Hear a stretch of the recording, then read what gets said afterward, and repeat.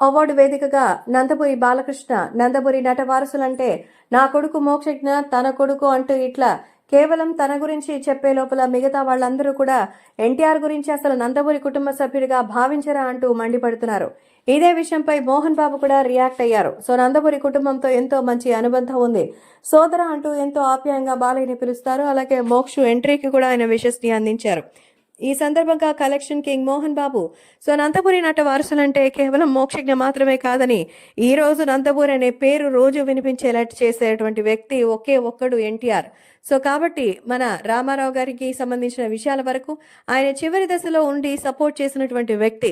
మరి నిజంగా అటు డాన్స్లోను యాక్టింగ్లోను అసలు నాన్నగారికి తీసిపోనటువంటి మరి వ్యక్తిగా మీరు ఎప్పుడు చెప్పేటువంటి అదే వ్యక్తి ఈ రోజు మాత్రం కుటుంబ సభ్యులుగా ఎందుకు గౌరవించరు అంటూ మోహన్ బాబు అయితే ప్రశ్నిస్తున్నట్టుగా సమాచారం. సో నందమూరి మోక్షజ్ఞ ఈ రోజు మంచి విజయం సాధిస్తారు. ఓకే, అది ఎలా ఉంటుందనేది తెలియదు, కానీ బాలయ్య బాబు వస్తే వచ్చేటువంటి సందడి, అదే మన ఎన్టీఆర్ వస్తే వచ్చే సందడి ఎలా ఉంటుందో ఊహించుకోండి. ఖచ్చితంగా చెప్తున్న నందమూరి నట వారసుడు అంటే అది ఎన్టీఆర్ మాత్రమేనని, అది అభిమానుల మెప్పు కోసమో ఇంకోటోనో కాదు.